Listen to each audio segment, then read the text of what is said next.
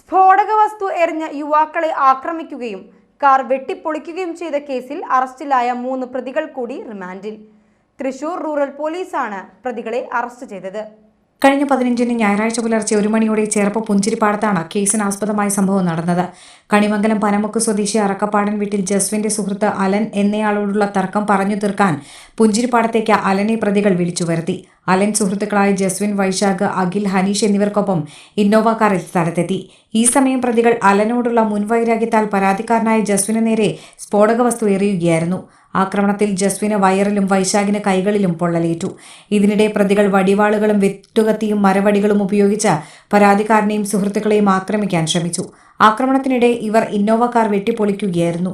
പെരിഞ്ചേരി സ്വദേശി പെല്ലിശ്ശേരി വീട്ടിൽ എബിൻ, പല്ലിശ്ശേരി സ്വദേശി എടത്തേടത്ത് വീട്ടിൽ ഹിരൺ, തൈക്കാട്ടുശ്ശേരി സ്വദേശി വല്ലച്ചിറ വാര്യം വീട്ടിൽ അശ്വിൻ എന്നിവരെ അറസ്റ്റ് ചെയ്തു. പ്രതികളെ കോടതി റിമാൻഡ് ചെയ്തു. ഇതേ കേസിൽ മറ്റ് പ്രതികളായ വല്ലച്ചിറ, പെരിഞ്ചേരി, അവലിശ്ശേരി വീട്ടിൽ ശരത്, കൈപ്പെങ്ങൽ വീട്ടിൽ കാളിദാസൻ, അവലിശ്ശേരി വീട്ടിൽ അഭിഷേക്, വെളിയാട്ടിൽ വീട്ടിൽ സൂരജ്, വല്ലച്ചിറ ചെറുശ്ശേരി സ്വദേശികളായ വടക്കൂട്ട് വീട്ടിൽ അജിത്, പൊട്ടനാട്ട് വീട്ടിൽ സുമിത്ത്, അവനിശ്ശേരി സ്വദേശി പോട്ടയിൽ വീട്ടിൽ ആദിത്യൻ എന്നീ 7 പ്രതികളെ നേരത്തെ അറസ്റ്റ് ചെയ്ത് റിമാൻഡ് ചെയ്തിരുന്നു.